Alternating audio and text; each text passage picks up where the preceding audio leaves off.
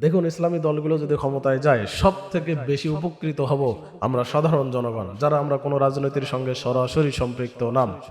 তো আমাদের তো ওইটাই চাওয়া, এতদিন তো আমরা ওইটাই আশা করে আসছি যে ইসলামী দলগুলোর মধ্যে ঐক্য হোক, তারা ক্ষমতায় যাক। কিন্তু যেই কারণে ঐক্য নষ্ট হওয়ার পথে, ওই কারণগুলো তো চেপে রাখলে হবে না। দেখুন, অলরেডি চরমনাই হুজুরের পক্ষ থেকে অনেক আলেম, অনেক অ্যাক্টিভিস্ট এরা বলার চেষ্টা করছেন যে কে বেশি বড় দল, জামাত নাকি চরমনাই। এটা বলতে গিয়ে তারা ইনিয়ে বিনিয়ে জামাত ইসলাম থেকে ঢের এগিয়ে রাখছেন চরমনাইকে। তারা ভাবছেন অনেক মুরিদ আছে, অনেক মুরিদ থাকলেই যে তারা অনেক বড় দল, এটা ভাবার কোনো কারণ নাই। আমি সিম্পল একটা উদাহরণ আপনাদেরকে দিয়ে যাই।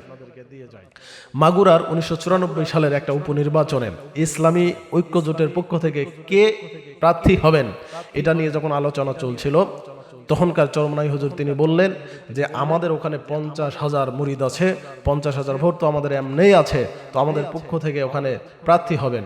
করা হলো, ভোট পেয়েছিলেন মাত্র 3,000। তো মুরিদ আছেন 50,000, ভোট পেলেন 3,000। তো এটাই হচ্ছে পার্থক্য। আবার অনেকেই বলার চেষ্টা করছেন যে এনসিপি মাত্র ছোট্ট একটা দল, এনসিপি মাত্র ছোট্ট একটা দল, তাদের জন্য জামাত এতগুলো সিট অলরেডি ছেড়ে দিয়েছে। কিন্তু ইসলামী আন্দোলন চরমনাই এত বিশাল একটি দল, তাদের জন্য জামাত ইসলাম কেন এখনো আসন ছাড়লেন না? তো ওই যে কথাটা বললাম যে এনসিপিকে ছোট দল ভাবার কোনো কারণ নাই।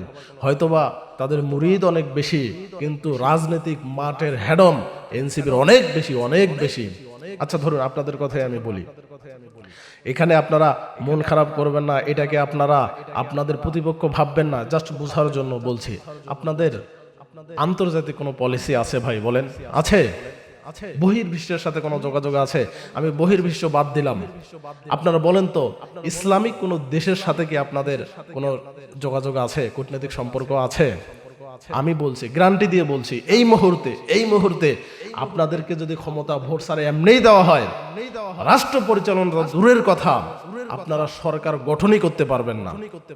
এটাই বাস্তবতা, মেনে নিতে হবে, রাগ করলে চলবে না। এটা বাস্তবতা, সরকারই গঠন করতে পারবেন না।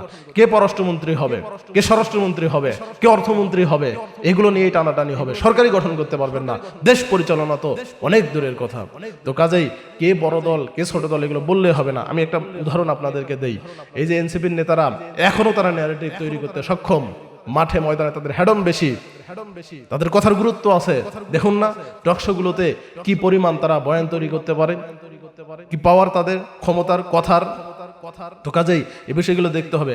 ওই যে টকশোতে চরমনাই হুজুরের পক্ষ থেকে যে আলেম কথা বলে সব সময়, উনি একটা টকশোতে কথা বলছিলেন পিয়ার নিয়ে। ওই যে তারেক জিজ্ঞেস করছিলেন, হুজুর আপনি তো পিয়ার সম্পর্কে বলছেন, বলেন তো পিয়ারটা কি? বলতে পারে নাই। এটাই হচ্ছে বাস্তবতা। তো কাজেই বাস্তবতা মেনে নেন, অযৌক্তিক ভাবে এতগুলো আসন দাবি করে ঐক্য নষ্ট করবেন না। দেখুন, জামাত ইসলামী যদি আপনাদেরকে 100 আসন ছেড়েও দেয়, এরপরেও আপনারা নিজেরাও ক্ষমতায় যেতে পারবেন না, জামাতকেও যেতে দিবেন না। কারণ বাংলাদেশের জনগণ এবার দুইটা মার্কা দেখেই মূলত ভোট দিবে, একটা ধানের শীষ, একটা দাঁড়িপাল্লা। তো কাজেই জামাতে ইসলামীকে যত বেশি আসন ছাড়বেন, তত বেশি আপনারাই ক্ষমতায় যেতে পারবেন ভাই, আমরা যাব না। তো কাজে জামাত ইসলামকে বেশি বেশি আসন ছাড়ুন, কমপক্ষে জামাত ইসলামীকে 220টা আসন ছেড়ে বাকিগুলো আপনারা ভাগ করে নেন। আরো বেশি হলে ক্ষমতায় যাওয়ার পসিবিলিটি আরো বাড়বে। জামাত ইসলামকে যত বেশি আসন ছাড়বেন, জীবনে 40 বছর ধরে একবারও সংসদে যেতে পারেন নাই, এবার 5টা যান, 10টা যান, একবারে 150 আসন চাচ্ছেন। আপনারাও যেতে পারবেন না, অন্য দলকেও যেতে দেবেন না। ঐক্য নষ্ট করবেন না, ঐক্য ধরে রাখুন। আমাদের দোয়া, ভালোবাসা, আমাদের প্রচেষ্টা থাকবে, সাধারণ জনগণ চায় ইসলামী ঐক্যজোট ক্ষমতায় যাক, দেশ পরিচালনা করুক। সুতরাং আপনাদের মধ্যে ভেদাভেদ ভুলে গিয়ে এক হন আপনারা।